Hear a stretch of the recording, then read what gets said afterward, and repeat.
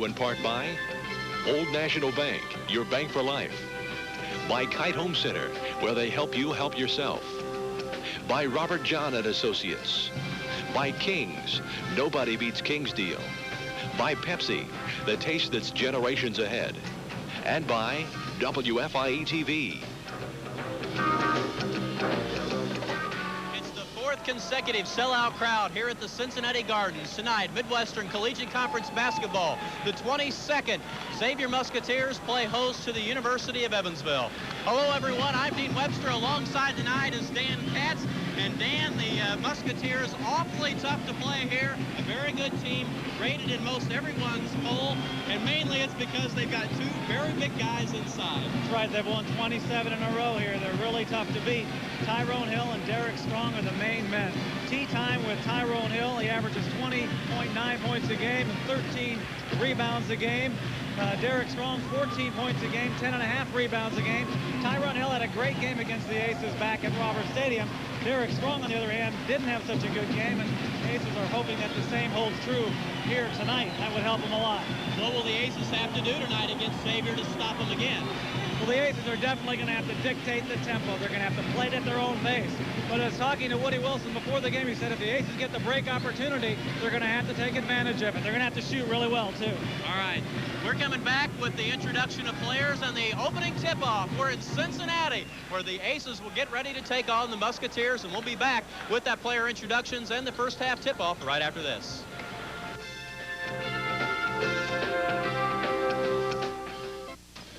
The University of Evansville Purple Aces snapped a 12-game winning streak by the Musketeers earlier this season at Roberts Stadium as the Aces beat the Muskies. This time it's a 7-game winning streak for the Musketeers as the Aces will again try to knock off the top team in the Midwestern Collegiate Conference.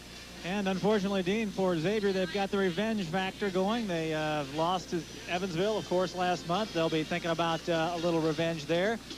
And they are nearly unstoppable here in the Gardens. They are 106-8 over the last 8 years. And Pete Gillen, coach of Xavier, has lost but one time here at the Gardens at home, and that was the first game he coached here. He hasn't lost any since. He's done pretty well then.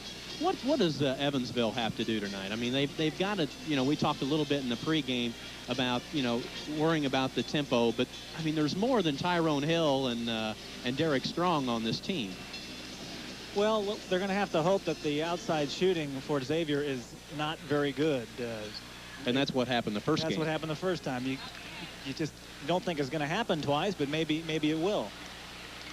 They also are going to have to, again, stay with them on the boards. That's going to be difficult, but that will be a key. As you know, Xavier is a great rebounding team. They lead the conference with 12.2 rebounds a game. Evansville is second, but they're 10 boards behind them.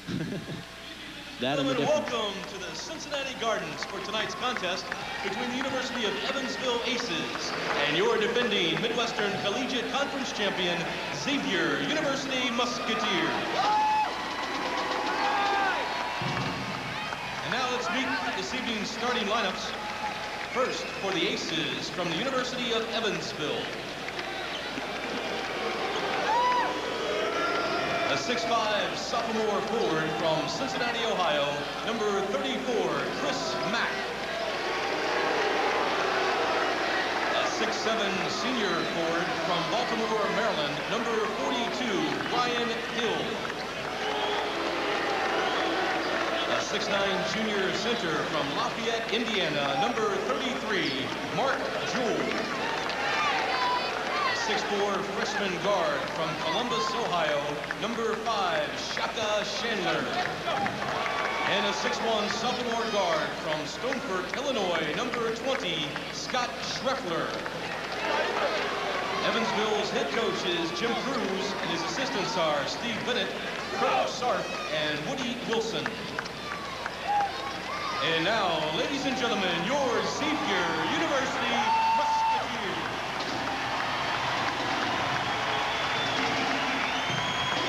A 6'4" junior forward from Grand Rapids, Michigan, number 20, Michael Davenport. A 6'10" senior forward from Cincinnati, Ohio, number 42, Tyrone Hill. 6'10", senior center from Los Angeles, California, number 33, Derek Strong. 5'11", junior guard from the Bronx, New York, number 10, Jamal Walker. And a 6-foot freshman guard from Lorain, Ohio, number 22, Jamie Gladden. Xavier's head coach is Pete Gillen, and his assistants are Dino Gaudio, Skip Rosser, Conte Stamas, and Mike Moses. This is why this game is so important. The Xavier Musketeers are 8-1 on the season in the conference. Xavier, St. Louis is 1 game back, and of course the Aces 2 games back. So a win tonight, and St. Louis will be taking on Dayton tonight. That's up in Dayton, so the top 4 teams will be playing each other. So tonight's game, very, very important, as the Aces can get back into a tie for 2nd place with a win. And St. Louis would really be rooting for the Aces tonight. And there is the rest of the standings. Marquette also at 5-4, Loyola, Detroit, and Butler. UE would like to create a log jam in the standings. They would like to create some havoc. You see Mark Jewell, who is was sidelined with the broken foot. He is back. He was out 9 games. This is his 3rd game back, but he is in there, Dan, because of an injury. Well, Larry Brand in practice on Monday slightly pulled his hamstring. Obviously, it hasn't repaired itself enough for him to be able to play. We'll have to see what kind of action he gets in here later in the game. They have already set an attendance record here at the Cincinnati Gardens in 12 home games. This is their 13th. They hope it's a lucky one, and it's a 4th consecutive sellout, and everyone in the place they're on their feet. Aces would like to give Jim Cruz a happy 36th birthday present. Probably be one of the best presents he's ever received. A very loose Jim Cruz before the game. He probably hopes he has a good birthday. And we are ready for action, and Xavier takes control right off the bat. As Dan mentioned, the Aces will have to give a few shots from the outside to the Musketeers, and that is where Xavier hopes they can knock it down. Davenport did a lot of damage in the stadium. Playing a man-to-man. And Mike Sanzier gets Jamal Walker for traveling on the baseline. So the Aces defense packed in, playing it tight, giving the outside shot. Xavier trying to force it in maybe a little bit. Hopefully that's an omen for the Aces. And as we expected, 94 feet. The Musketeers will make sure that Scott Schrepler will sleep well tonight. Close to an over and back there, Dean. Chandler came from the front court into the back court. Chris Mack had an excellent game the first time in the stadium. 20 points, double figure in rebounds. Schrepler has been the Aces' gun lately. Guns that one, but comes up dry.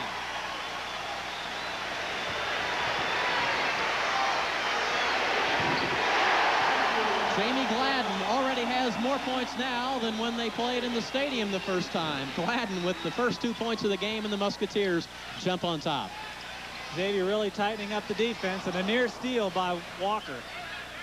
Mark Jewell probably just getting back into shape. And looking in shape and looking very fit on that one was Brian Hill to tie things. Xavier maybe overplaying the defense a little bit, and Hill got free down low. Walker reluctant to take the shot. Davenport trying to worm his way down the lane.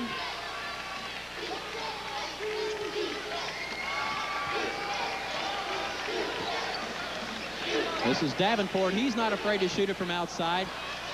Comes up empty this time. Davenport really riddled the Aces in the stadium as he rattled home three-pointer after three-pointer early in the game. They kept Xavier in it.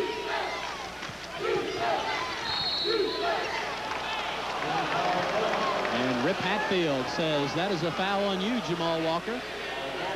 Chaka trying to penetrate inside that time. They really need a good shooting night out of Chaka. Chaka has to create a little bit and take some of the pressure off Schrepler, doesn't he, a little bit? He really does. The Aces will run the clock. Chaka's open. Chaka said, maybe that's just a step out of my range. So far, the Aces haven't got double teamed, and offensive foul. A charging foul, and no argument there on either part of Chris Mack or the coaches. Aces appear early to be trying to get it inside. They've gotten their buckets from Brian Hill, and Chaka tried to go in, and Mack trying to go in that time. So that appears to be their strategy right off the bat. The Aces dropping back in that 2-3 zone, and they're matching up a little bit out of it. This is Tyrone Hill, an All-American candidate. And Gary Muncy has whistled Brian Hill for his first foul. It's another thing the Aces have to avoid foul trouble tonight if they have any hopes of winning this one.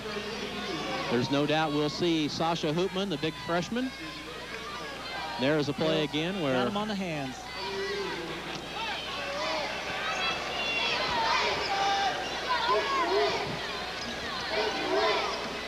Davenport from outside for three, and again he misses. So the Aces have to give up some outside shots. And if the coaching staff very honest about it, if they hit them, they said, we're probably not going to win. So far, Xavier unable to come up with those outside shots. And don't think they realize they're going to hit a few of them. That would work right into the Aces game plan if he keeps missing shots. The Truffler's got to hit them. Here comes a baseball pass. Tyrone Hill looked like Joe Montana on that one. And Jamal Walker played Jerry Rice. Well, it really didn't look like there was an open man there. The Aces really had the advantage down there, but Chaka was a little too aggressive. Chaka Chandler looked like Ronnie Lott. Yeah. We are early in this game. 2-2. 16:45 left. Jim Cruz up shouting some defensive instructions. Gladden out of the corner for 2 points. And boy, there are the meat hooks of Tyrone Hill. And he has his first 2 points of the night. That's what he does best. When he gets his hands on the ball, nobody's going to knock it out of there. Extremely strong. Again, the Aces solved the token pressure by the Musketeers. Mack had an excellent game at the stadium, and he's off to a good start here, tying things up at 4. Jamal Walker has been red hot lately. 2 weeks ago, he was the MCC Player of the Week.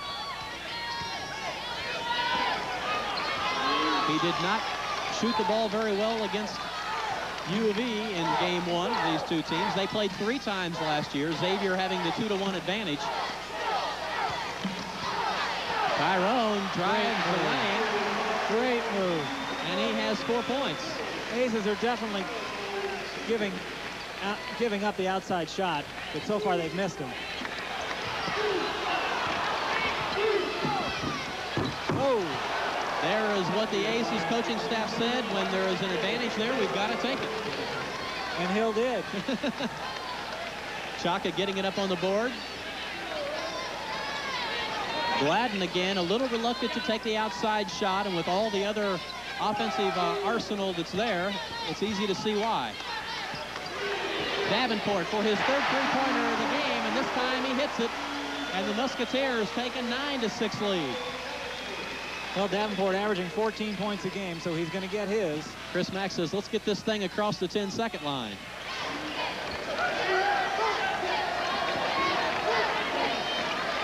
So far, I think the tempo is the kind the Aces like. It's almost a little quick for the Aces and a little slow for Xavier. They've kind of come to a happy medium. They've just got to nail those open shots.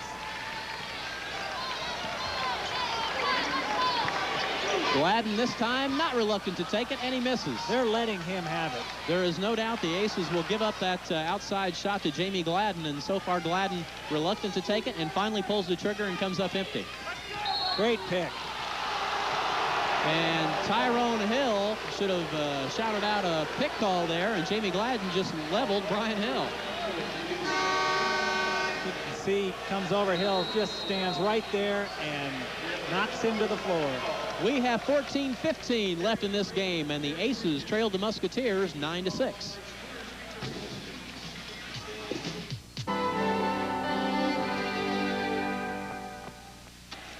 Aces working it inside. Chaka Chandler drives the lane, puts up the shot.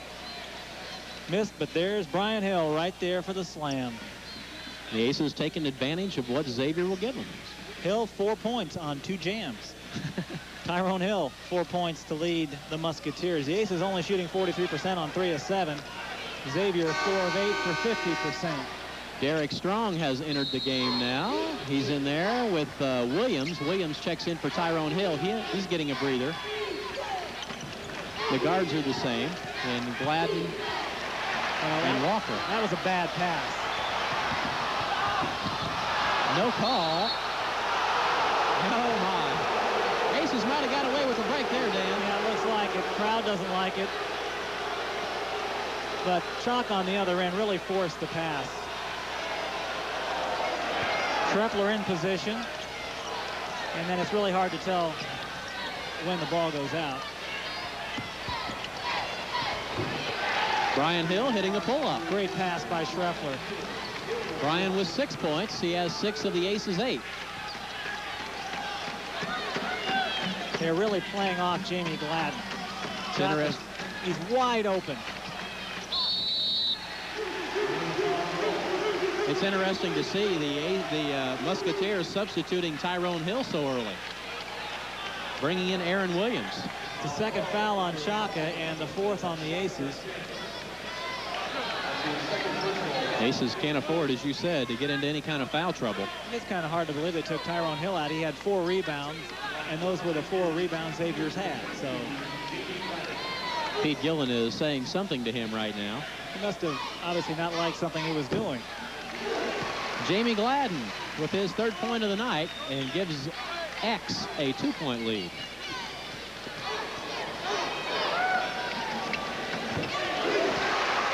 Gladden hits a 2nd free throw.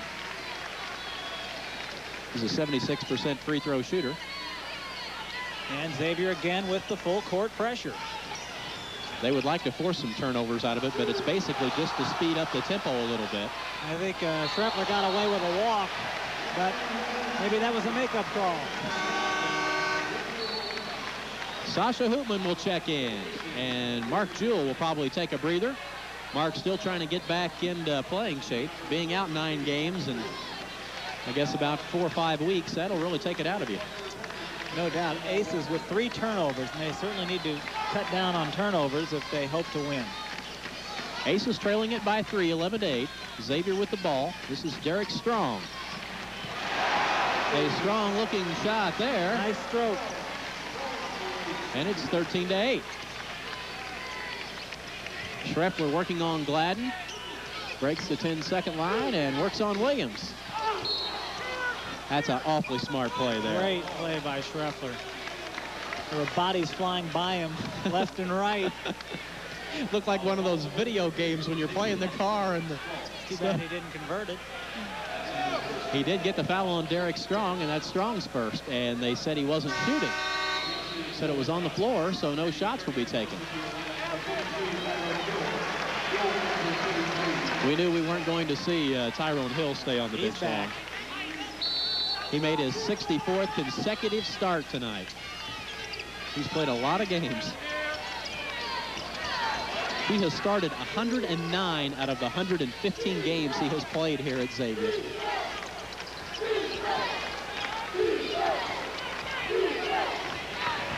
Near steal. Tyrone almost with the steal. And now Davenport has it. Here comes Xavier. Nice. Good steal by Schreffler. Mack ahead of the field, and he's going to jam it. And he does. Great play by Schreffler's really playing a nice game so far. He's really got good vision on everything, seeing it both offensively and defensively. Aces, however, have forced a couple of really questionable passes inside, but it just shows they are trying to get it in. Outside is Davenport, and Davenport misses again. He's 1 for 4 out there. Checking in now for Xavier, Colin Parker. Parker is a 3-point gun. He's taken more three-point shots than 2-point shots. He is number 30, and he's on Mack right now. It doesn't even seem like the Aces are trying for any outside shots. Everything they're doing is going inside. It's got to start inside with Brian Hill, and he tries to pull people off of Schreffler a little bit. And Jamal Walker back in the game. Chaka comes off the screen, but Brian Hill says, you're not open enough for me to pass it to him. It's the third time Chaka's done that. Awfully quick hands. We saw Shane Barrett against Xavier the first game. Shane got a start because on Saturday against Butler because he delivers the ball so well.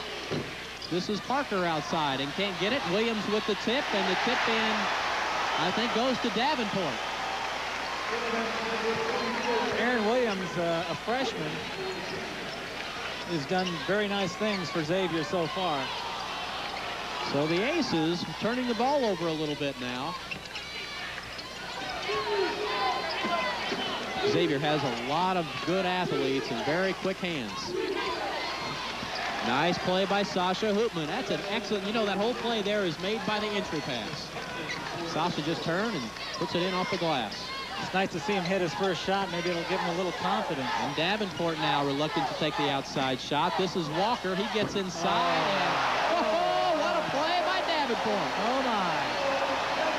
What an athlete Davenport is, and really showed it there.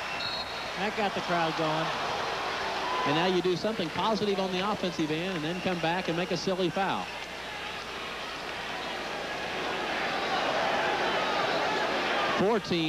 Make that 3-team fouls now.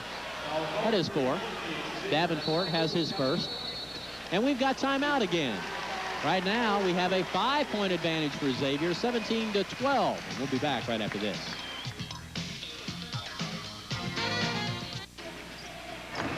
There's a 5-point advantage for Xavier here in the Cincinnati Gardens on the scoreboard.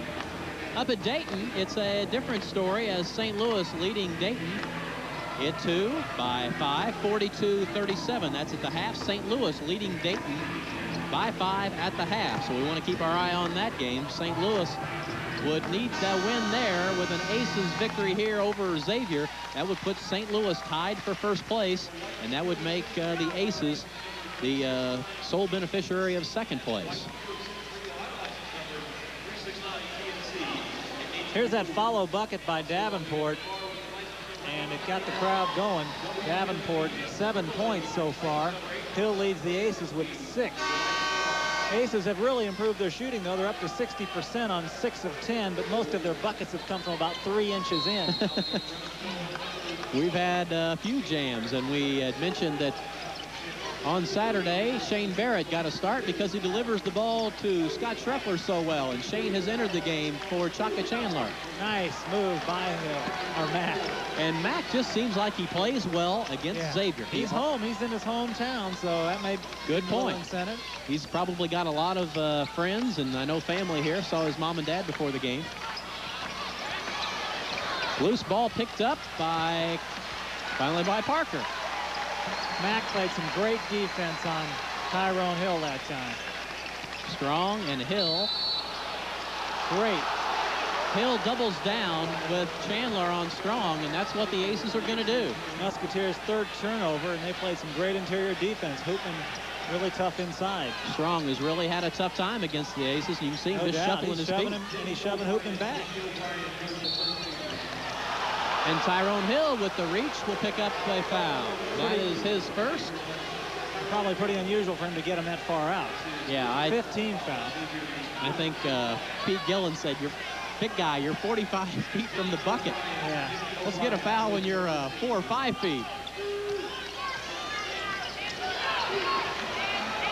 Schreffler will pull up for the 3, and he nails it. And the Aces have tied it at 17. It's wide open. Scott does not hesitate at all to pull it from 3. He doesn't hesitate to pull it from anywhere. Shane Barrett in the lineup. Shane is the soccer player for the Aces, and he looks like he kind of got over there and tried to go for the takedown. Kind of kicked that ball away. 15 foul on the Aces. Both teams have committed 5, so we look like we might be getting to the 1-on-1 with both teams here soon. Again, Larry Brand probably won't see action. They thought if he did not start that he probably wouldn't play because they got him good and loose over there on the bench and got him good and loose in the warm-ups, trying to get him into the game. Of course, Larry played the first game against and started against Xavier. But he is on the bench right now, and Mark Jewell got the start. But in there now is Sasha Hoopman. And you got to believe the Aces like the way things are developing at this point. A tight ball game, rather low scoring. They're using patience and scoring inside. The Aces again break the pressure with Barrett. Over the back, picking up the foul. I guess when you're 7'2" and the guy in front of you is 6'10", you can see over his head. Maybe you think you can get that ball. But 99% of the time, they're going to call that foul. Let's take a look at it. Did he get him? Well, Hill with position and Strong with position. And it was close, but anytime you are standing right behind a guy's back, chances are you're going to get nailed. Especially by the underneath official, and that is the 16th foul. So Xavier will now be in the 1-on-1 on the next foul. Into Tyrone. He's looking to travel, is what Mike Sanzier says. And probably lucky he didn't get a charge. He just lowered that shoulder right into Hoopman. They are converging on Hill like flies. It's the 4th turnover on Xavier. And another one on the Aces, number 6. Jim Cruz stood up and said, throw it long, and that's what Mack did. But unfortunately, Hill got back there. Great athletes on this team. Strong. Oh, my. Brian Hill leaped out of the building for that one. Jim Cruz giving some quick instructions to Shane Barrett. Probably said, let's get that ball to Schreffler. And he delivers it. Oh, great pass by Schreffler inside to Mack, and he got banged up pretty good down there. That is Maurice Brantley out of Belleville, Michigan, picking up the foul. His first. He is a 6'6", 210-pound freshman out of Belleville. Mack got his head pulled back. Yeah, he did. A little whiplash on that play. We saw this a couple of years ago when the Aces did this pretty much all season. They did it the first time against Xavier. They just pulled everybody back off the free throw line. Interesting strategy. They figure they're not going to get a rebound anyway, so why not get everybody back and give them a little rest. Yeah, exactly. Chris Mack hit the first free throw. Chris has been hot. He's hit 10 of his last 11 free throws now. Here's on the way to a good game. It was 7th point for Chris. We must have jinxed him.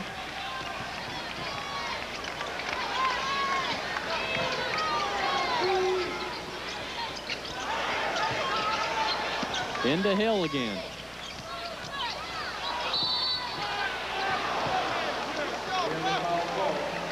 Looked like pretty good defense.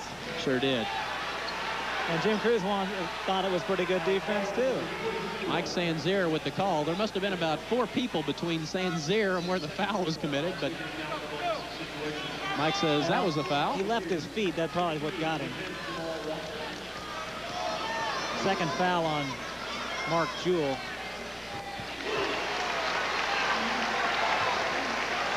Brian Hill. They gave that one to Brian Hill. Boy, that's really a tough call. Well, I didn't see it then. I didn't see that angle. I didn't see that foul at all. You're right. Jamal Walker cashes in both, and Xavier leads it by a deuce now. Walker is 71% free throw shooter, and he connected on them both. Barrett at 5'8". Had a tough time coming up with that one. Almost got run over. Jewell thought about it. Barrett says, here, big guy, I'll get it in there to you. Just keep trying. Shane has pretty good vision despite being 5'8". Not on that pass. Shane says, hey, that Xavier guy tipped it out of bounds, but not so, says the officials. We have 7:52 left in the half. The Aces trailing at 20-18. Back in the Cincinnati Gardens where the Aces are trailing it by a deuce and some shooting percentages. You got to like the trend here. The Aces now up to 67% from the field, 8 of 12, and Xavier down to 48, 7 of 16. And they're even on the boards. 7 for the Aces and 7 rebounds for Xavier. Leading the way for UE as he did at Robert Stadium against the Musketeers. Chris Mack, 7 points. Davenport, who's been quiet for a little while, has 7. You know, Xavier has shot 6 free throws so far. You know how many they shot at the stadium back when they played? They shot 6 for the whole game. So Xavier has to like what they see, getting the ball inside a little bit, also getting the Aces into a little bit of foul trouble.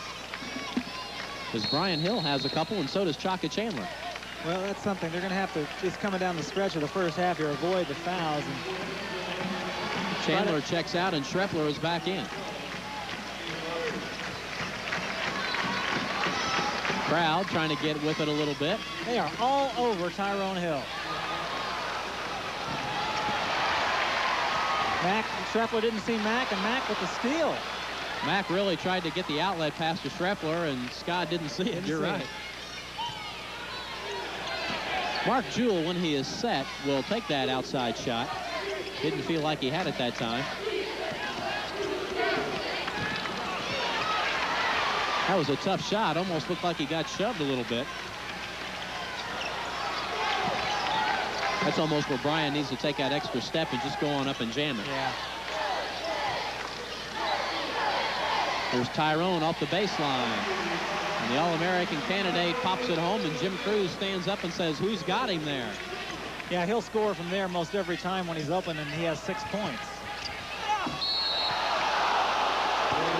And Derek Strong, who fouled out the first time these two teams met, is running into frustration again tonight as he picks up a second foul. Hoopman there comes going inside and gets nailed on the hand, and Hoopman will go to the line with the 1-and-1.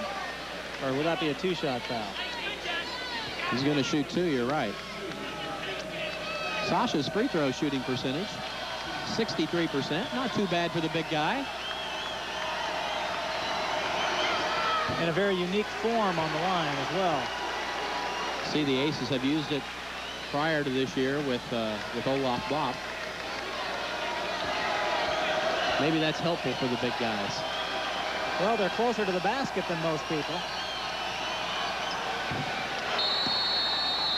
And Sasha will get to shoot another one, as I think about 3 of the 5 Xavier players jumped in there. Maybe because they didn't see any purple shirts around, they kind of got a little mixed up a little bit. The Aces back again down the other end of the court. Schreffler ran down there and told Sasha, said, hey, hit this one. We need the points. Aces trailed by 4, 22-18. And Sasha missed all 3 of them. Well, that's too bad.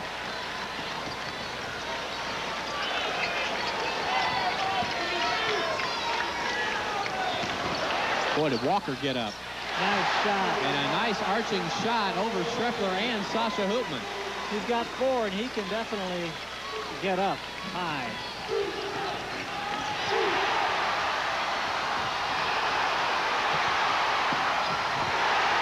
And Walker with the steal. And now the crowd's into it, Dean. And Jim Cruz is really upset that Walker was pushing his player. We've got a good one, 26-18, Xavier leading it. We left you with Jim Cruz complaining to the officials. Jamal Walker with the right hand there. I think that's what Jim Cruz was complaining about, saying he got Schreffler, but it looked fairly clean. But I think it looked like he traveled when he got up. Or the travel right here, it looked like. Very good hustle as Gladden goes ahead and lays it in. Good hustle by both teams. Ace is now 8 of 12, still 67%. We saw briefly a shot there that said, it's not Mack tonight, meaning Chris Mack and probably some of his Cincinnati buddies. Of course, it was very much a Chris Mack night the first time these two teams got together. 20 points, 11 rebounds, 4 assists, 1 steal in 40 minutes of play. If one stat stands out right now, Dean, it's the turnovers. Evansville's up to 9, and they certainly have to cut down on turnovers if they want to stay with the Musketeers. And that was a Chris Mack play. He got loose and hit the shot. Davenport again looking inside. Oh, my. That's a pretty good offense right there. Yeah, if you don't block him out, he'll do that. He's done it many times throughout his Xavier career.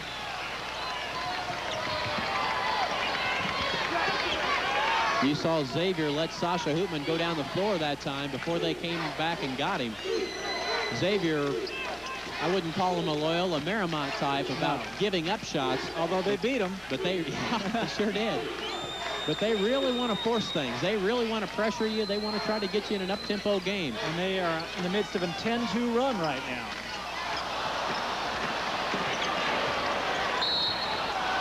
Walker picking up the foul. And I think this is a situation where the Aces really could use a Larry Brand off the press because he can convert. Well, he hasn't been in yet, and the way things look, it doesn't look like he will be. Jamal Walker making a silly foul out front, hand checking first and then reaching in and committing the foul. As the Aces scroll down to the other end of the court, good free throw shooter on the line for UE. Schreffler 85% on the MCC season. That's 4th in the conference. He had a string of over 20 in a row earlier this season. He's hit 32 of his last 36, making now 34 of his last 38. So and he's got 5 points. Chaka wanted to come up and go for a steal there. Strong with a good move, and they're going to call it on Schreffler. Gary Muncy with the call.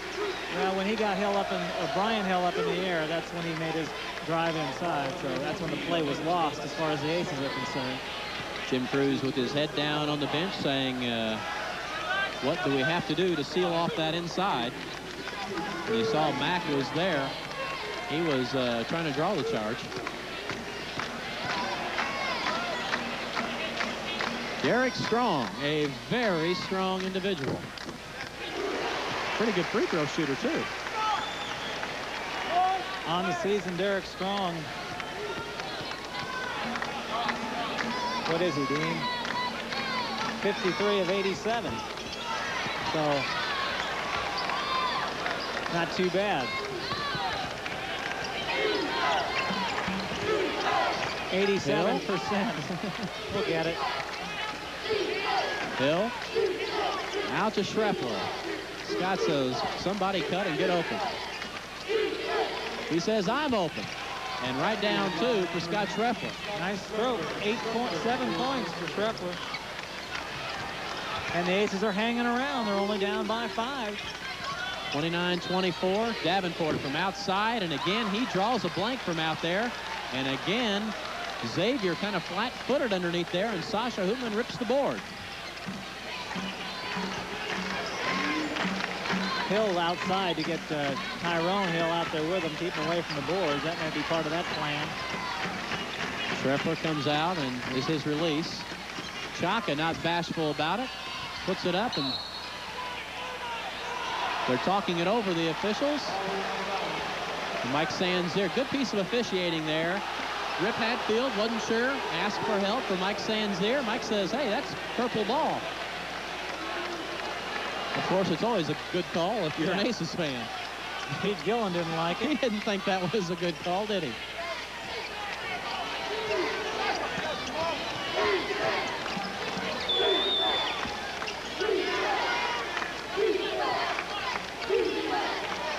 Aces running the clock. Schreffler has it. Looking for Chandler. Chaka puts it up, and it's blocked by Strong. Oh, good play play by Walker. Here comes Xavier. Walker pushing it up. He gets it. That was Xavier basketball. That last sequence right there. A block on one end, a drive to the hoop on the other. You are exactly right. Schreffler. Brian Hill fakes it. Too far. That's out of his range. Dayton and St. Louis in a good one. Dayton with about 2.5 minutes left, leading St. Louis 72-68. St. Louis trailing now. And Strong blocks it again. He comes up with it. Brian, don't pick up your 3rd foul. That wouldn't have been a good one at all. Aces with their 10th turnover.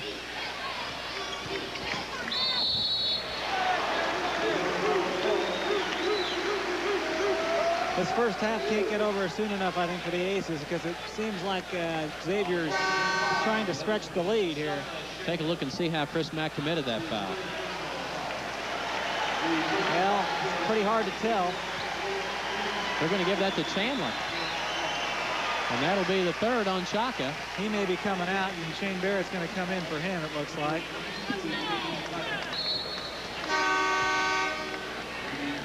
That gives the Aces a little better ball handler in there, but might hurt them a little bit defensively. Chaka has been coming down, doing a nice job of doubling down on the defensive end.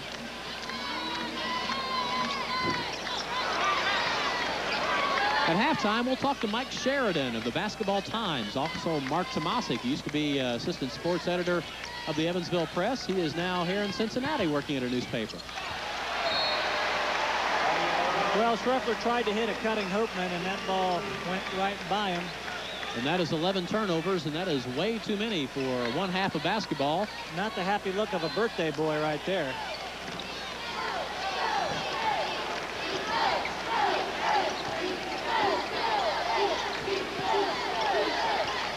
Looking inside. Xavier continues to look inside. With all the big guys, why not? Here's a mismatch. Gladden will finally pop it. Ooh, Tyrone almost picks up the foul. Brian says, Hill, get away from me. Another turnover for UE. Here comes Walker, and he just throws it right out of bounds. It hits our camera guy. I hope he's okay down there. 6th turnover for the Musketeers. Colin Parker, the outside gunslinger. He will shoot from the outside. He's coming in, and Pete Gillen says, Jamal, you just have to slow down. Also into the ball game, Aaron Williams. Williams checks back in. 31-24. Aces trailing it by 7. We're under 2 minutes to play. They could score a couple right here. They'd be right where they want to be, really. Williams, another good athlete. Jim Cruz looks over at his bench and says, all we have to do is bounce pass, bounce pass.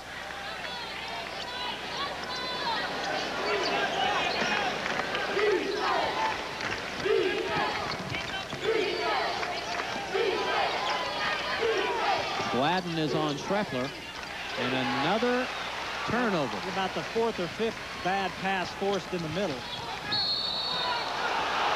And a charging foul on Jamie Gladden, and Shane Barrett. He went flying, and he's not, I think he got the wind knocked out of him, it looks like. He's a tough little customer. That is maybe, I don't know, the Aces may have gotten away with one because Barrett was moving. I think they may have got Gladden for shoving off as opposed to actually getting hit. And Milt Donald is checked in for Shane. Yeah, he got banged up pretty good that time. I think the Aces are just looking for someone, Dan, who'll take care of the ball a little bit. And they can deliver it to Scott Schreffler. The Musketeers' press has been pretty relentless all first half. Parker to Davenport. Davenport puts it up. And coming out of there is Scott Schreffler. Max says, let's hold it up here just a second. And Milt Donald will run the show now for the Aces. Chris Mack kind of floating on that jump shot a little bit, Dan. Just missed it. In and out. Good call. You've got to get to the baseline on that play, and Mark Jewell just about a step late. Well, it's been 31-24 for quite some time now. As we take a look, Jewell appeared to be moving to his right. And for Jewell, that'll be his first foul. There's a good look at Mark. He's back for his 3rd game after the broken foot. He was missed 9 games. And still working back into playing shape. Probably getting more playing time than we thought since Larry Brand is out with the hamstring. And the score has been 31-24 for about the last 3 minutes since the 3:13 mark. But so much for that. 8 points for Michael Davenport, who'd been quiet for a long time. Davenport with 8. Davenport is a very good free throw shooter. He is an 83% free throw shooter coming in. Dwayne Wilson in the ball game. Hill gets a rest. He'll sit out the remainder of the first half. Dwayne's a big boy. He's a redshirt freshman, 6'8", 245 pounds.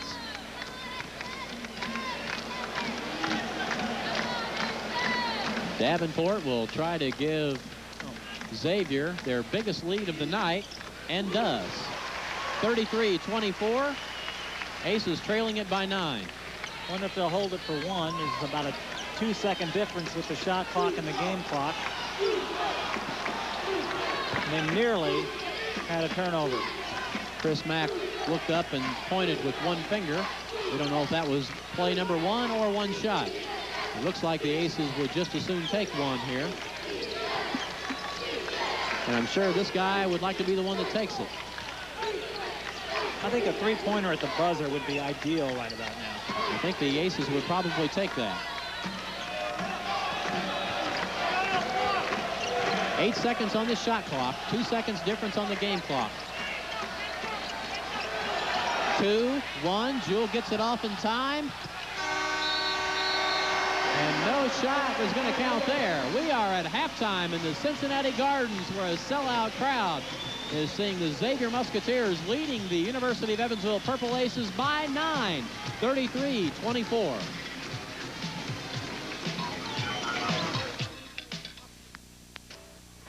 .24 the half. Xavier leading it, and there's no question turnovers is definitely the reason right now. Definitely. The Aces definitely have to cut back on turnovers. They have something like 7 or 8 right now.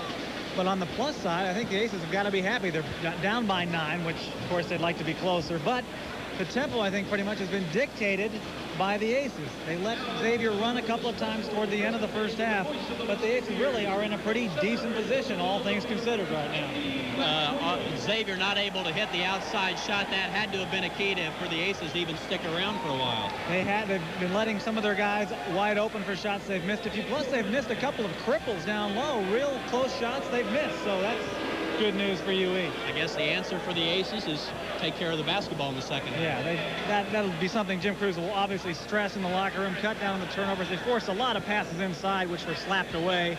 Chaka Chandler threw a couple in there. Shane Barrett threw one in there. So they've got to definitely cut back on the turnovers to come out of here with a win, which will be tough enough as it is.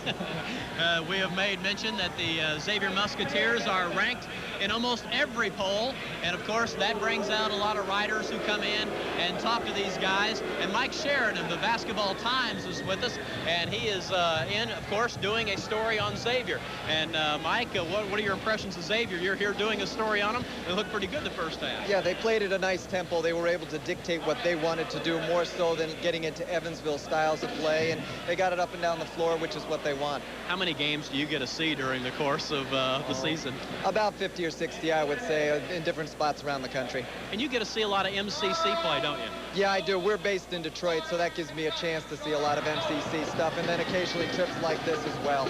Is this the first time you've seen Evansville?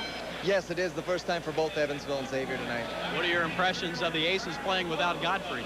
They're doing a nice job. They're well coached, and they get into their system, and they've got the three-point shooters where if you let them go into that system, they'll beat you. You've got a pretty good pulse on college basketball. Name a Final Four for you. Or who do you think some of the teams are right now that have a legitimate shot of winning the whole thing, capable of winning so many games in a row? I think Duke is a team that can do it. They've got a nice, solid balance, and they always get better towards the end of the season. I think Syracuse with Michael Edwards at the point guard is a team that can get there.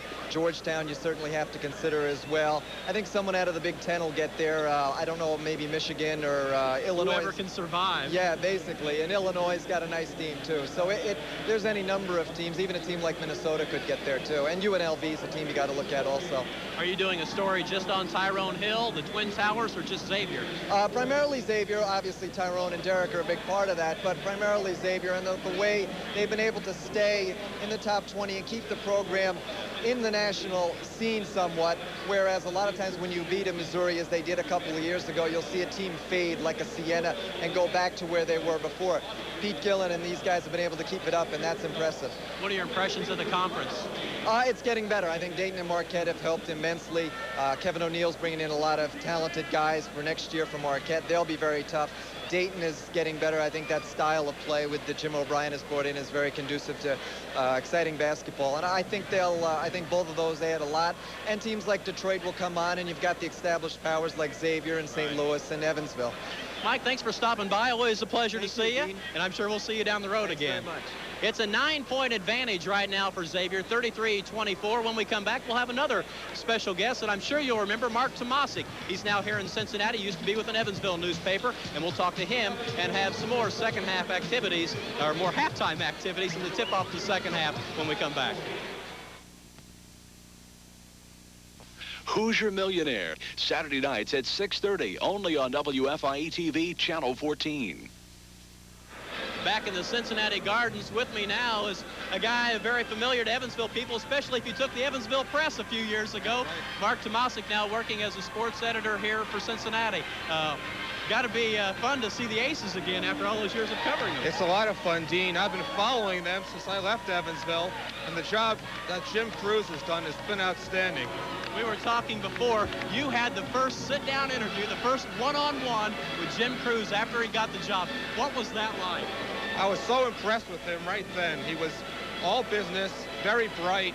You could tell he had a plan and that he would execute it. And I'm not surprised by the success he's had at Evansville.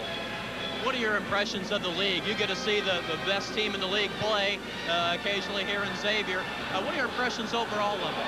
I think it's an excellent league, Dean. By bringing in Dayton and Marquette, the rise in St. Louis's program and Xavier's program. I was there when the league first started, and they had Oklahoma City, Oral Roberts. They were handing out the trophies to the 82 Aces out of a garbage bag. This league has grown by leaps and bounds. I'm really glad to see it, and I'm glad to see the Aces be a big part of it. What do you miss most about Evansville? Put you on the spot here. Well, I miss the hominess, the friendly people, the great community. Some of the best times I've had there, and much of the success I've had here is direct a result of my days in Evansville. You made a quick stop through Hollywood, Florida. You're in Cincinnati now. You got here about the time the Pete Rose situation got hot? I sure did. I came aboard. Pete got in trouble. I think people said, well, oh my God, there has to be a connection there. Really, it was very sad to see, but it really had the town shaken up. The Reds, you know, we have a lot of Reds fans in Evansville. What are your impressions? What's going to happen with the Reds? You know, we've heard, well, it's only going to get worse before it gets better in Cincinnati. Is that true? I think Lou Piniella was a great hire by the Reds. A lot of respect for him. I think he's going to come in with a real plan to make things happen. They're lacking in left field. They have a young catcher, Joe Oliver, and how he does is a big question mark now.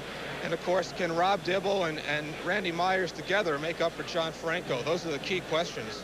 You in with the major leagues here in a major league town. What's the impressions of no baseball for a while, if that's the case? Well, people are worried about that. I just don't see, Dean, how they can let this thing drag on. There's way too much money at stake. I'd be very surprised if it goes on for more than a few more days, really. Do you think the league will, or the owners will give in a little, or the players, or will take both sides? I think the owners will give in. They have so much money at stake with the TV contract, especially. I don't see how they can afford to have not have the regular season with the contracts they're paying. But people here are worried. Baseball means everything to Cincinnati. It is still the #1 sport here. Many people from here go down to spring training, and it's messing up their plans. Mark, we wish you all the best, and thanks for stopping by and visiting with us. All right. That's Mark Tomasic. He is the sports editor of the Cincinnati Post here in Cincinnati. And when we come back, we're going to take a look at the MCC leaders in scoring and rebounding and assists, and have some stats for you from the first half. Right now, Xavier leading it on the scoreboard, 33-24.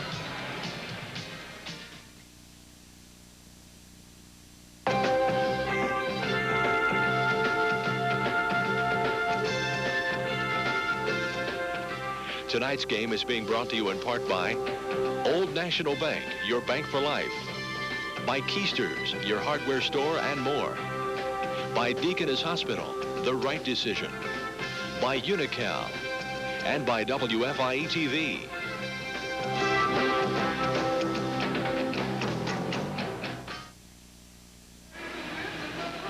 We are back in Cincinnati, a sold-out Cincinnati Gardens. The Aces trailing Xavier right now, 33-24. One other game we can pass along to you. Dayton leading St. Louis with a couple of minutes left in that game, 72-68. There are very good players on the floor here, very good players up in Dayton. And let's take a look at the league leaders. First of all, starting in scoring. Well, leading the conference in scoring from Loyola is Keith Gales with 26 points a game. Marquette, Tony Smith with 22 points a game. Then comes Tyrone Hill, one of 4 Musketeers in the top 15 in scoring with 20 points a game. Miguel Knight of Dayton with 20 points a game. St. Louis's Anthony Bonner with 17.7 points a game. And then comes Brian Hill in the 8th spot, and he's averaging 15.8. Jamal Walker of Xavier, 15 even. Michael Davenport of Xavier, 14 even. And tied for 12th, Derek Strong from Xavier, 14 even. He's tied with Kevin Foots of St. Louis.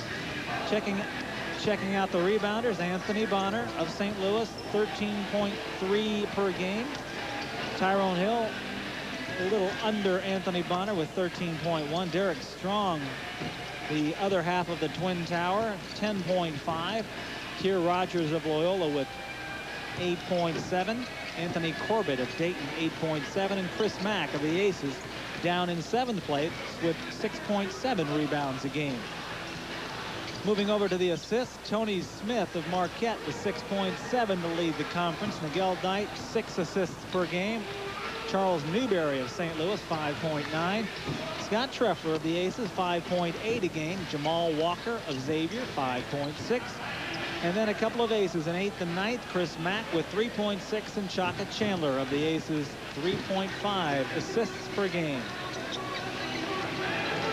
Let's take a look now at the first half stats for the Evansville Purple Aces. They are shooting 50% on 10 of 20 from the field and 50% from the three-point line, 1 of 2. They are also 50% from the free throw stripe, 3 of 6. They've had 14 rebounds, but here's the one glaring stat which I kind of underestimated at the top of the halftime show. They have 14 turnovers, and they'll definitely have to cut that down if they hope to get back into this one. As far as individual scoring, Chris Mack leads the way with 9. Of course, he had the big game at Roberts against the Musketeers. Scott Treffler was 7. Brian Hill was 6, and he also leads with 5 rebounds. And Sasha Hoopman with a deuce. UE has never led in this one. It's been tied 5 times. As far as the Musketeers are concerned, they are shooting 43% on 12 of 28. They've only made 17% of their threes, 1 of 6. They're doing fairly well at the charity stripe, 8 of 11. They've out-rebounded the Aces, the Aces have out-rebounded, there's another glaring stat. They've out-rebounded the Aces 14 to 11. They've committed half as many turnovers as UE, 14 to 7 for Xavier. As far as the individual scoring is concerned, Michael Davenport has 7 points. Tyrone Hill with 8, 4 of 4 shooting, and he has 7 rebounds. Jamal Walker with 6. Jamie Gladden with 6. Derek Strong has 3 points, and Maurice Brantley with 1 point in this contest. And let's pass along, Dean, while we've got it here. The Lady Aces score, they played just before this one. This one went into overtime. It was a pretty exciting ball game, but unfortunately the Aces came out on the losing end, 81-79 to the Lady Musketeers. They had a chance to get a couple of shots at the bucket at the end, but didn't do it. Let's take a look at the games coming up on Saturday. Of course, Evansville will be at Dayton, and we'll bring you that action. That is an afternoon game. And then there's the big one, St. Louis at Xavier. That'll be a good one. Marquette and Loyola, and Butler is at Detroit. And we can give you a final now. The Aces will be playing in Dayton, playing for second place, trying to get second place all by themselves, because St. Louis tonight has lost at Dayton. Dayton in overtime has come back and beat St. Louis 84-81. Dayton trailed by 5 at the half, came back, tied it up, and sent it into overtime and beat the Billikens by 3, 84-81. So St. Louis drops to 7-3. An Aces win here would put them 7-3 and tied for second place. And Dayton now moves to 6-4. Be a nice bottleneck in the conference. Be a good race down to the wire. But the Aces have some work to do if they want to get back in that hunt and stay in the hunt. This is really a big game for them. But again, we talked about Xavier's dominance here on this floor. 27 straight, 106 and 8 over the last some odd 10, 12 years or so. So they have really been dominant. One of the key points in that first half, Dean, was the Musketeers' 8-point run, which basically is the difference in this one. It happened midway or near the end of the first half. Here we go with the second half. The Aces have it, looking to take care of the ball better this half. And a great play by Sasha Hoopman. Good hustle.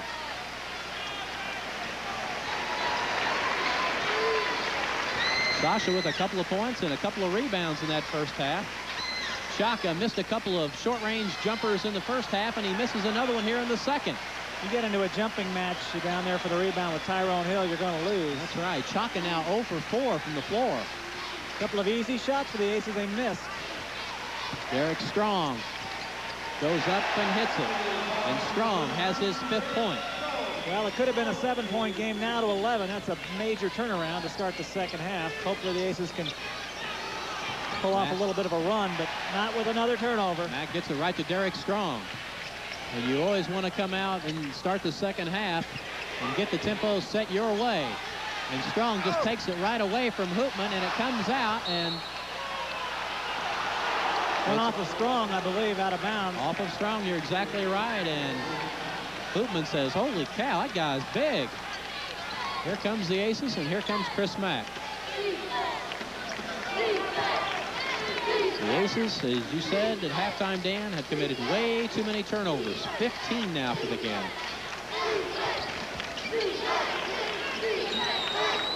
Scott Schreffler, the Aces need to get that gun shooting a little bit. You got to believe he's going to be taking some more shots. And an air ball by Chaka Chandler. Aces coaching staff claiming a foul there, but it didn't look like it to me. Chandler just came up way short. Now the crowd's on him. Two coaches jumped up. They saw something. Second half, bad omen for the Aces. They've committed a turnover. Good hustle by Chandler that time. They've committed a turnover, Dean, and they've missed 2 easy shots. Hopefully they got it out of their system. Chaka Chandler playing the point there on that 2-3 zone. He has 3 personal fouls.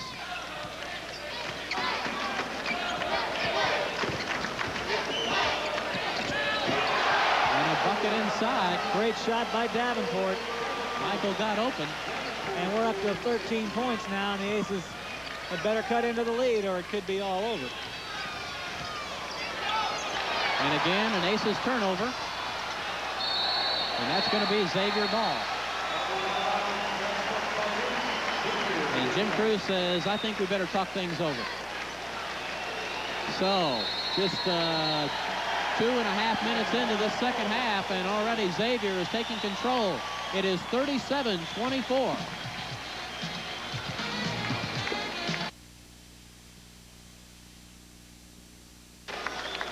The Aces trailed it by 9 at the half.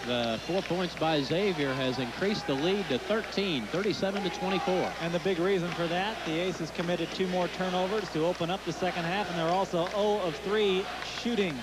Now 10 of 23 for the game, while the Musketeers are 2 of 4 and 14 of 32 for the game. They've committed 8 turnovers. So the Aces twice as many turnovers, and that's not going to get the job done if that trend continues. Well, I think the Muskies definitely have the tempo going their way right now. Now here's that great move by Davenport. He finds an opening inside. He just takes advantage of it, and he kind of scooped the ball in and made a nice play out of it. That's play of the day material right there. 9 points for Davenport, who really started out hot in this one, cooled off in the first half, but starts off hot here in the second half. You don't realize how good a shot that is until you stand next to Brian Hill and watch him jump.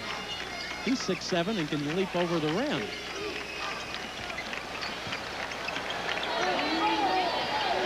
Xavier seems to be a lot more confident here early in the second half. Tyrone Hill has been fairly quiet and breaks his silence with his 10th point of the night. Got off the floor in a big hurry that time, and the Aces are getting to be in a troublesome situation, down now 15. I don't think there's any question that Tyrone Hill is an NBA player. Oh, he'll be a, what, top 10, 15 pick maybe?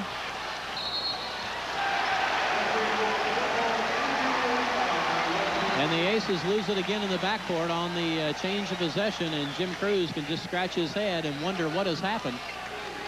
It is a 15-point lead now. And there, Chaka Chandler said, yeah, Garnett almost had it. And a foul And they're going to call that on Chaka Chandler, and that's going to be foul number 4. First team foul on the Aces, who have yet to score here in the second half. Jim Cruz will remain with Chaka on the floor. Gladden penetrates and dishes it back. Walker with his first three-pointer attempt. Hill got away with a definite push-off inside. He's so dominant, though. It's amazing to watch. He's so big, all he has to do is move his arm, and he's pushing off. Last couple of shots, long rebounds. Xavier's been able to track him down because the Aces have packed it so tightly inside. Brian Hill looks over at Scott Schreffer and says, hey, Schreff, we need to get some points on the board. Second team foul for UE. And Tyrone Hill puts exclamation point on that trip down the floor. With authority.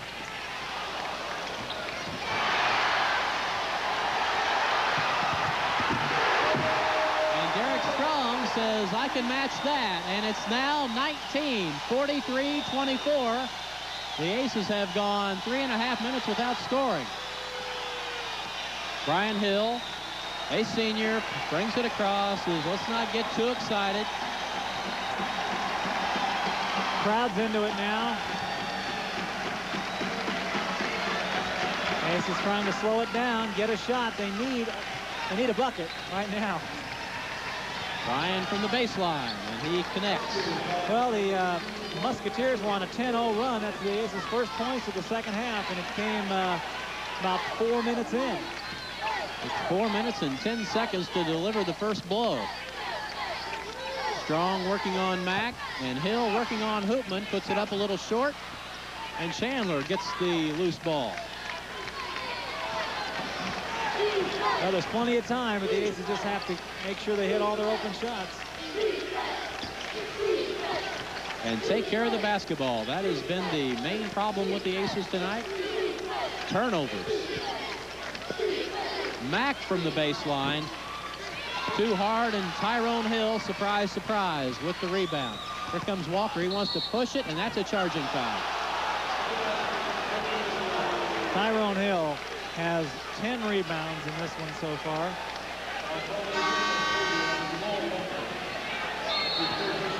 Jamal puts his head down and commits the third personal.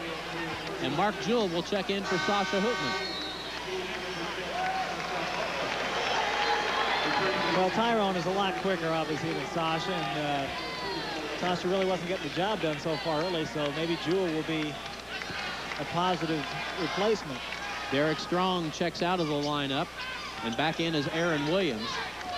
He only played 2 minutes against U of E in the first game, but he's seeing much more time this time around. And Chandler had Mack open as he was cutting to the bucket, but didn't see him. He sees him this time, and nice cut. Nice cut by Mack that time, who scored his 11th point. It seems, though, that the Musketeers press is starting to fluster the Aces with every trip down the floor. Aces coming back a bit now. Shot inside, no good, and Brian Hill comes away with it. Big trip for the Aces now with a bucket. They would get over the 30-point mark. It's a 15-point advantage for Xavier. Aces certainly not out of it by any stretch of the imagination. Not with Schreffler in there, who can. Scott that time, cutting to the bucket. Jewell, nice pass inside, and Schreffler had his man beat. Mark does a lot of positive things on the floor. A lot of people think he was going to step in and score 20 points a game, but he's doing some things the Aces like. Right now, the Aces trailing at 43-28. We have 4:12 left. Back in a minute. Get total control of your business finances on demand. Up-to-the-minute accounts of your transactions in an instant. Introducing InTouch Cash Manager from Old National Bank, the area's first direct access business banking system. All you need is a PC, InTouch software, and a business.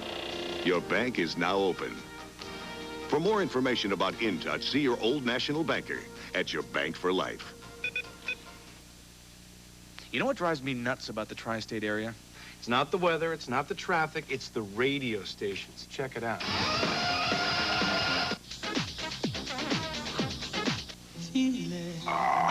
I'm supposed to make a choice here.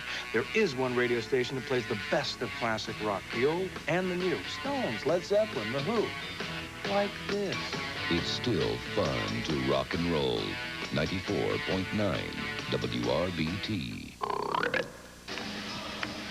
There's 14 minutes and 12 seconds left in the game, and the Aces trailing it on the scoreboard right now. Don't shortchange the Aces. They need that time. This is a nice jam here by Derek Strong for 2 of his 7 points in this one. He runs the floor so well. They're slamming and jamming.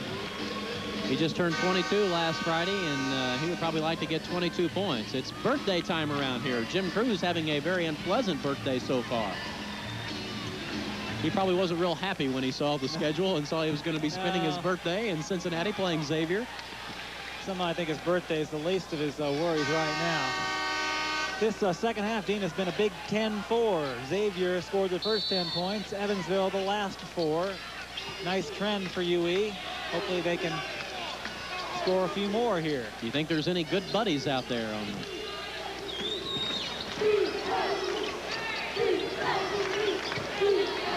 Brian Hill inside. This could be, just puts it up very gingerly off the glass. Got them off their feet, and that's where he shoots the best from, inside. Aces back within 13. 10 points for Hill, Brian Hill. And the sellout crowd now starting to voice their disapproval of this Aces comeback. This is Walker, and he nails it. It's a two-pointer. Pushes the lead back to 15. 8 points for Jamal Walker. And once again, the full court press. Schreffler breaks it. Mack has it. Off his, what a great play. Outstanding play by Chris Mack. Great hustle. Ball bounced off his head. He's a scrapper. Inside to Mark Jewell, and he took a travel. Oh, now they're going to say a foul on Aaron Williams. Well, I think we may have gotten away with one there because it definitely looked like Jewell picked up his feet. Well, let's take another look and see what happened. We picked the play up a little late. But he got Williams off his feet, picks up his 3rd foul. You know what happened there is Aaron Williams pushed him because that's what the official said. Well, that'll usually get you nailed. That's a no-no.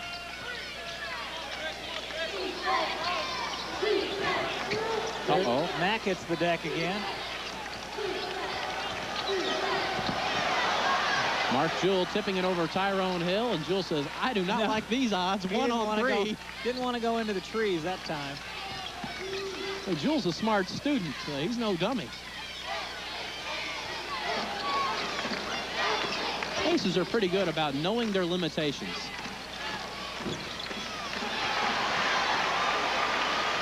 Tyrone Hill with another rebound. Got to hit those jump shots.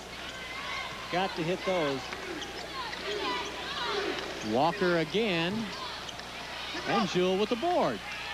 So Mark battling inside right now, doing pretty well against Tyrone Hill. They really are staying with him on the boards. It's the turnovers that are killing. In the second half, it's the missed open shot. You're exactly right.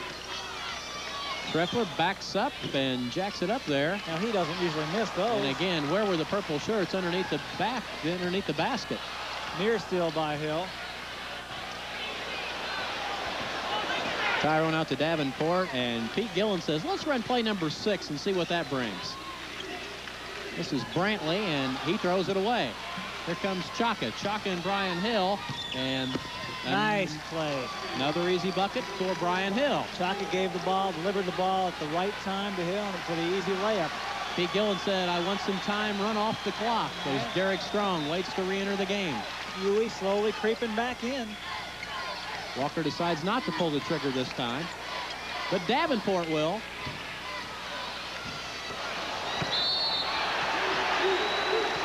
And Brian Hill goes over the back and commits the foul. He was just out of position.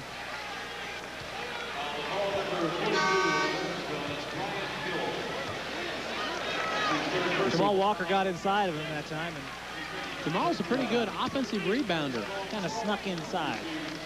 Third foul on Hill and the third on the Aces in the second half. This is Brantley. He's not going to take those shots out there. He'll take that shot, though. Probably an ill-advised shot. Brantley shooting just 41%. He's 0 for 6 from three-point range, is why I said he is not going to take an outside shot. Schreffler directing Brian Hill down. And now he drives and gets it out to Mark Jewell. Jewell will not take that shot this time, and he throws it away. Davenport travels. Nope, gonna call a foul on Jewell. Well, the Ace is trying to dictate the offense there, dictate the pace, and once again, the turnover. Fourth foul on the Aces, second on Mark Jewell. Mark says, did I get him? He's just getting beat to the hole. We are approaching the halfway point of the second half. The Aces trailing at 45-32. Pete Gillen said, come on, we've got to get that lead back up there. 19 turnovers for the Aces to 11 for Xavier. It's a huge difference, and that's why the score is rather lopsided at this point. Pete Gillen is electing to go with just one of his big guys right now, and Derek Strong, although Williams is in there at 6'9". This is Gladden. Blocked from behind, but a foul from behind. I think Jewell may have picked up his fourth. It's Chris Mack, though. And it was close, but the call doesn't go his way. And Jamie Gladden, who is a 76% free throw shooter, he will step to the line for free throws. He's a first-team All-Stater. And in high school, he scored in double figures in his final 50 high school games. So this guy knows how to shoot, although he hasn't done a lot of shooting tonight.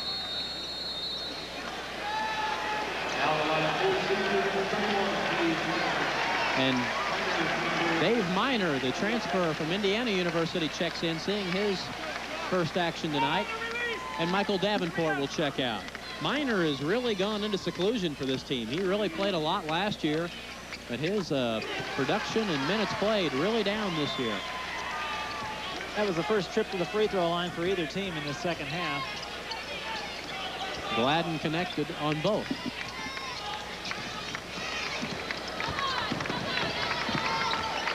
Chandler bringing it back, and he'll pop the three. No good and no rebounding. Wide open. The Aces are worried about getting back on defense and not doing any kind of offensive rebounding. That's why it's so important for them to hit their shots. And Chaka Chandler has just fouled out. Mark it down at the 10:02 mark. Chandler fouls out. Well, they didn't get the kind of night out of Chaka that they really needed. Or at least, I'm not saying they're out of the game yet, but they really needed more production. He didn't even score. Or at least he didn't in the first half, and he was 0 of 7 shooting. So along with his not so good performance in this one and the Aces turnovers, the combination is not a good one. Milt Donald into the lineup, replacing Chaka. This has been a rather precarious day for not only the Aces, but for us. We had a little tough time getting here today, but we're here. Williams on the baseline. Well, just as the Aces were getting back into it, Xavier's taking control again, and they've scored the last few points in a row. The Aces, if they're going to make a run here, need to make it now. They look for Schreffler. And one of their outside guns is gone in Chandler. And Strong just shoved Brian Hill from behind. The Aces got lucky. And Donald finally comes up with the ball, and there's a foul called on Brantley. His second, team's fourth. Donald loses the ball after Brantley comes up from behind. Sasha back in. Mark Jewell goes out. We haven't seen Larry Brand tonight. He was scheduled, penciled in as a starter, but he raced when he came up with a bad hamstring. He injured it on Monday, and there must be a slick spot out there. That's 2 or 3 times we've seen players go down over there. Chris Mack went down, and Brantley kind of looked at Donald and laughed and said, it's slippery over there. Williams is all over Holtman's back. Well, that was a pretty good foul, really, because if he hadn't have gotten in his way, they were going down for a jam. So at least it stopped the crowd's momentum and the team's momentum a little bit. There is Williams going over Sasha's back. There it is again. Sasha's going, where's this guy coming from? And then a foul, as you said, on Schreffler down. It'll be a 1-and-1. The officials talking it over. While we clean up a little perspiration on the other side of the floor here. It is 49-32. Aces trailing at 9:17 or 9:12 left. And Brantley connects on the free throw. 18-point lead now for the Musketeers. This would be a good time for a run. Brantley misses, and Miner comes up with the rebound. Miner back to Brantley. So some new faces for Xavier as they try to rest some of their regulars, as they will play St. Louis on Saturday. And Miner loses it inside. Sasha on the floor. We have a jump ball, and that'll be Aces ball. Good hustle by Sasha. He's not afraid to get on the floor. It's a long way to come down, but he showed some good hustle there and battling for the ball. The Aces will try to solve that pressure again. They've been doing a pretty decent job, at least in the second half. But once they get down into their half-court offense, they've been coming up short.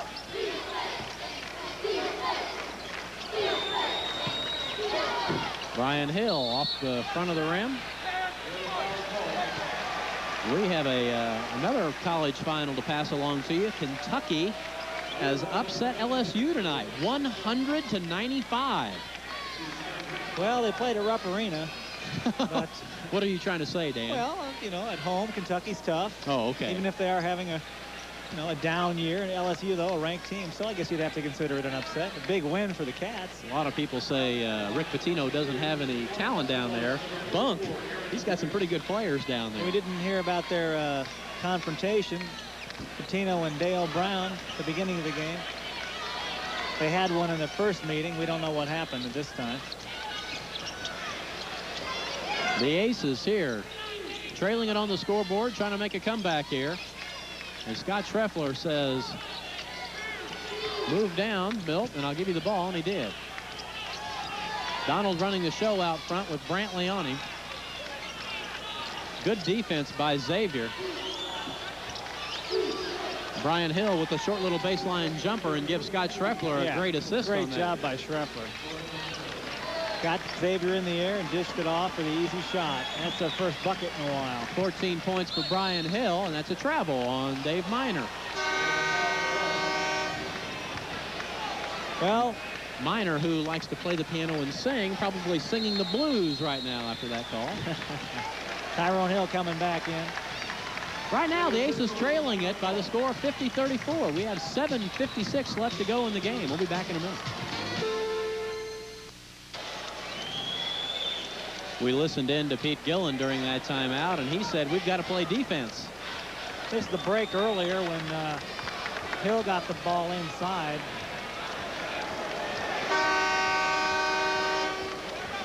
Aces in the second half, after scorching the nets pretty much in the first half, really, their shooting percentage is taking a nosedive. They're down to 38% on 5 of 13. Donald gets it across to Mack. Aces will probably have to start taking their shots a little quicker than they would like, as Scott Schreffler on the bench. Chris Mack from outside, and again, the Aces have no rebounding underneath, and again, missing the wide open shot. A lot of in and outs, though. They have been very close. You have to look over at the Aces bench and wonder what would have happened had Larry Brand have been able to play. Of course, he was very instrumental in that win in the stadium. Dave Miner what a misfires, and there's Derek Strong. There's Tyrone Hill. They're calling Tyrone for the foul, right? Or is it Brian Hill? It is 42, and it is Hill, but I think they're going to give it to Brian. It's kind of confusing. You got 2 Hills and 2 42s. That's right. You know, we look at the Aces bench and we wonder about Larry Brand. You know, what if Dan Godfrey would have been around for the whole season? And a lot of what ifs on the Aces part this year. Plus their depth, of course, we know how depleted they are, and that'll catch up with you. You know, I mean, the whole Aces snowball effect started so early back when they didn't get Lennox Forrester transferred in, didn't have enough hours, transferable hours, had enough to graduate from the junior college, but it almost started all the way back then. And then, of course, Reed Crafton. Jeff Morning, and the injuries came. It has been a frustrating season for the Aces. It is 52-34 now. A sellout crowd here to see their 22nd ranked Xavier Musketeers. It depends on what poll you look at. They're 21, 22. They're 19 in the UPI poll. They're good. And that was a nice move there by Chris Mack, who's got 13 points now. Tyrone Hill leading the way for Xavier. Shane Barrett, number 12, is back in. And this is Davenport from way outside. And again, the long rebound goes. And a great play by Barrett and traveling on Hill. Great hustle by Shane Barrett. He made that play right there. Well, you know, you could put Shane Barrett out there and he'd never get tired. Those soccer players, the way they train. Here comes Shane Barrett. And Shane says, give me that ball. You know, it's a wonder Shane doesn't want to try to kick it out of their hands sometimes. Yeah. And there is a guy who probably frustrated enough to kick a chair right now. Tyrone Hill right on course like he's been all season. 14 points, 13 rebounds. Season averages. It's got to be so frustrating for those guys, Dan, because they work so hard and prepare the team so well, and then to have the things go wrong that have gone wrong this year. Well, Xavier's an exceptional team. Good hustle again by Shane Barrett. Strong, a little slow to get up. Derek has played a much better game tonight than he did at the stadium the first time around.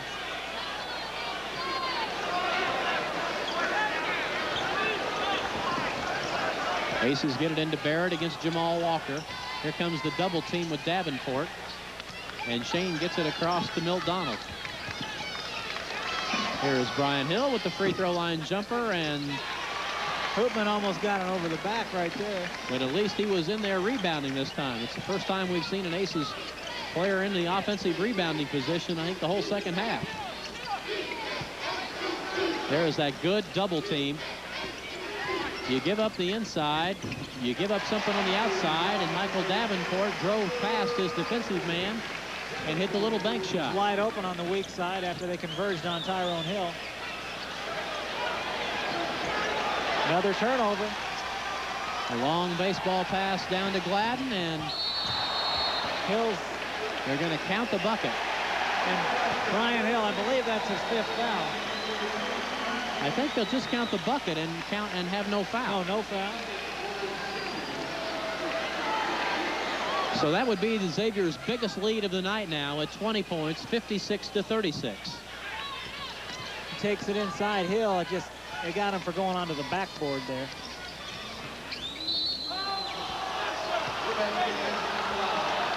Strong commits the foul. The fans wanted traveling. Mike Sanzier said, no, Derek pushed him first. Still waiting to see if Shane Barrett's going to take a shot. Took one Saturday at Butler, against Butler. I think he leads the conference in open shots not taken.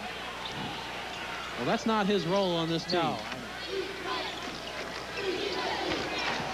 Strong almost picked up another foul. Ace is trying to get it into Bryan. Mack looks inside. He has been quiet for a while. And he is pushed. And so now the 1-and-1 goes into effect, and this game could start getting a little longer. Yes, and the things that we talked about the Aces could not afford to have happen tonight are happening in a major way. Turnovers. There's been up about 19 or so now. And they're not shooting well. They've really gone ice cold here in the second half. That is just his 6th team foul. I thought that was number 7. Mack gets hammered by Davenport.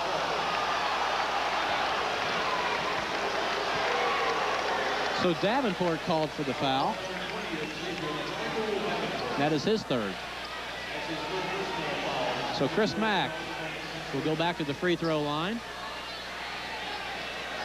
He was 1 for 2 there in the first half. UE scored but 12 points in the second half. They had 24 at the end of the first half. And 36 is all they have right now. Chris eyes, flies, and hits the free throw. That was their first free throw opportunity here in the second half. 68% free throw shooter. Hits his 2nd one of the night. And he connects on both this time, and he's got 15. So Chris is having a good scoring night. Glad to see the Evansville cheerleaders and a few Aces fans over here tonight. But if you couldn't make the trip, we're glad you joined us here on WFIE.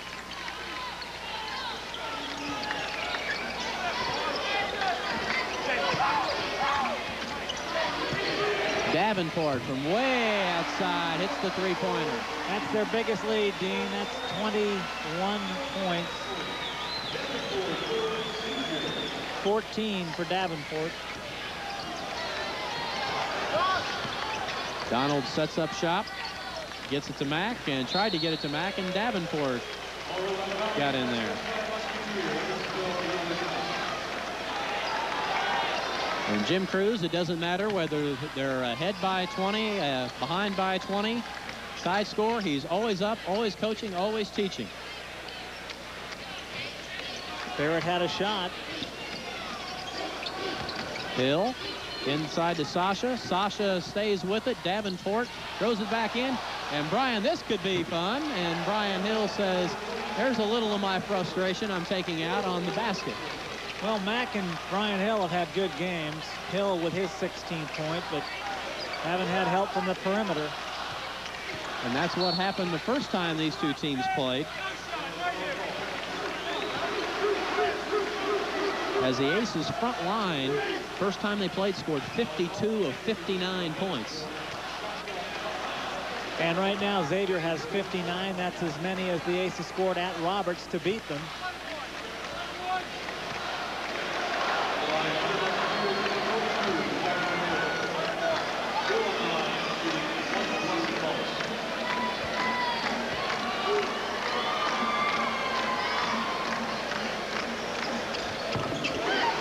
Tyrone gets his 15th point of the night.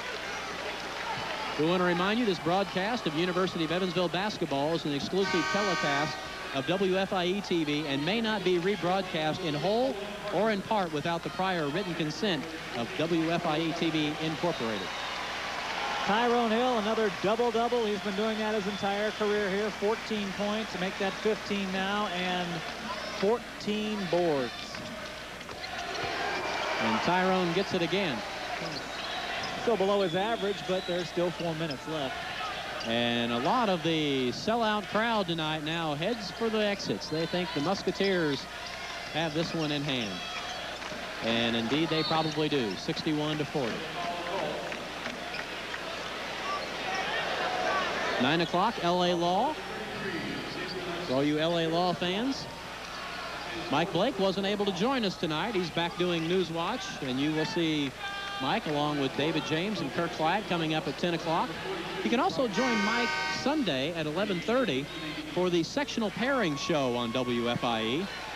That'll be at 11:30, and Mike will be a part of the statewide broadcast from Indianapolis after he joins me in Dayton Saturday afternoon. Don't forget to mention about the Unexplained, Dean. Another edition, the final edition of the Unexplained tomorrow on Newswatch at 6. When we'll visit a hypnotist, which, you know, I think we visited the Unexplained today. We had kind of a strange way of getting here today. Unexplained occurrences. We will talk about that later, maybe. Brian Hill with the slam jam, but that only gets the Aces back within 61-42. A rainy Cincinnati Gardens, or at least it's rainy outside. It's not raining inside, but it could be raining on Jim Cruz's birthday party. He didn't get a very good birthday party at all today for his 36th. No. The cake will not taste sweet tonight. Leading the way for UE tonight, Brian Hill with 18. Chris Mack, another solid game with 15. Not much support, though. Schreffler with pretty much of an off night, and Chaka was nowhere to be found with 0 of 7. Don't mean to sound cruel, but he really, they needed some help from him tonight, and he was 0 for 7 from the field and committed a couple of turnovers. For Xavier, Tyrone Hill, 16 points, 14 rebounds. Michael Davenport with 14, and Jamie Gladden with 10. We were watching the baton twirler, making sure she didn't hit us during the timeout, and sure enough, it landed on press row on her last throw, and some of the newspaper guys down there were diving out of the way. Diving in the way there was Jamie Gladden as he gets his 12th point of the night. Nice move to the hoop.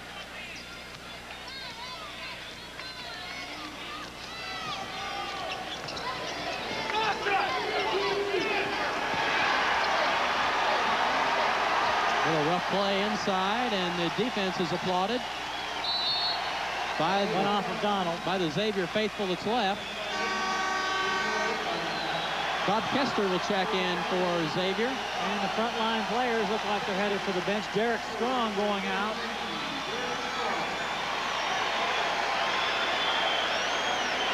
Strong with a very good evening. One of the glaring stats, as we've said many times tonight, Derek Strong, 7 points as he hits the bench. 22 turnovers for the Aces. I think that 7 points is a little misleading because he did a lot of good things out there for Xavier tonight. Plus, they are well below their average. They've only had 63 points tonight.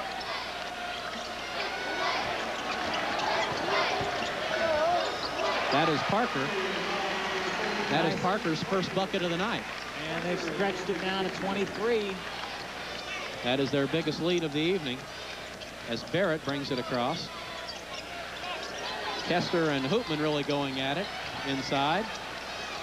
Shane Barrett just got knocked on his tush, and Gary Muncy said, I don't think that's a foul at this point in the game. Nice pass to Hill. Mack.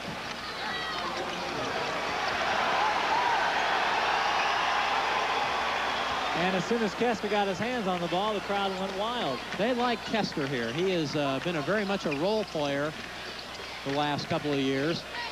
But he played very well his freshman year. He's a senior. He's been around for a while. And Hoopman rips down the board. There's a jersey hanging atop the Cincinnati Gardens, number 23. Of course, that belongs to Byron Larkin. And probably will retire number 42 before it's over with, Tyrone Hill. Mark Jewell, nice form on that shot. Gets his first 2 of the night. He's been rather silent for the most part. Gladden outside. Probably like to get Tyrone Hill another bucket before he goes out. Well, Kester's an obvious favorite.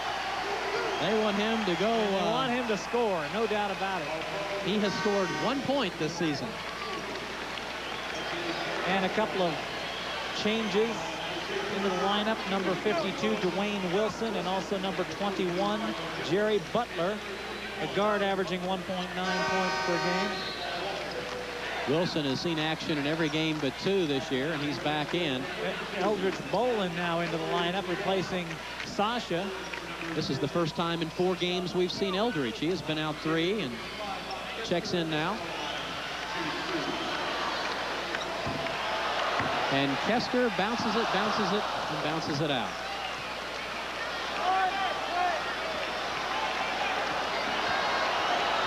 So the crowd will get a cheer again, and standing O. He doubles his season output. He has 2 points on the season and 1 point tonight. Mark Jewell getting a first start in 12 games. This is Chris Mack. Jewell rips it down, goes to the other side, Nice likes move. the little reverse move. He went up with confidence that time. Earlier in the game, as he got his 4th point, earlier in the game, he didn't want to go to the hole. That time, he looked like he had confidence. Well, hey, 33 and 42 are out of there. That's Hill and probably Strong. one of the reasons. Another rebound. Parker puts it up. He's got 4. And we are under a minute to play now. And timeout, Aces. 50 seconds left to go. We have already told you that Dayton, they won tonight. They beat Xavier, or they beat St. Louis, rather, 84-81 in overtime. And the Cats, the University of Kentucky, upset LSU. Mike Blake will be along on Newswatch at 10 to bring you all the scores, get you up to date on all the latest sports news. And again, Dan, the baton twirler is over there in front of us, and we better keep our eye out on those flying batons. As long as he stays away from us, avoid injury. It is 68-48. We have 50 seconds left. You going out to Family Fest? Pardon going me? out to Family Fest this weekend? That's right. We forgot to mention that. Tomorrow, Newswatch at 5 will be live from Eastland Mall, the Family Fest. And Family Fest will be there Friday, Saturday, and Sunday. I am there Sunday afternoon. When are you there? I'm there Saturday morning, 9 to 12:30. Can't wait. Should be fun. Good. As soon as I get back from Dayton, I'm coming out there Sunday. Hope we see you there.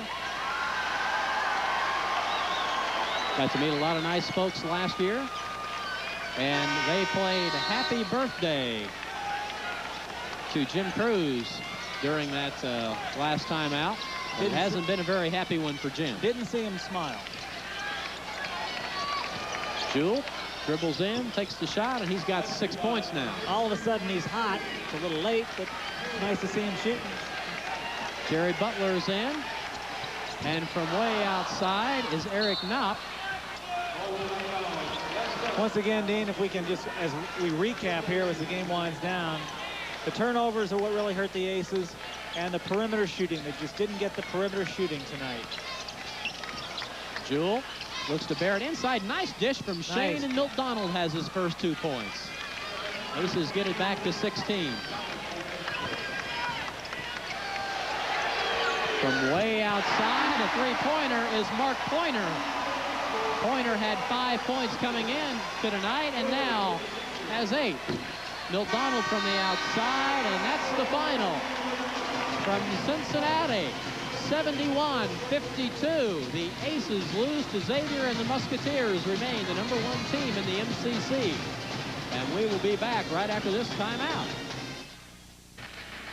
Xavier improves their record to 20-2. The Aces fall to 14-12. Individual scoring, the Hills lead the way. Brian Hill had 18 for the Aces. Chris Mack 17. Tyrone had 16 for Xavier. And Michael Davenport had 14.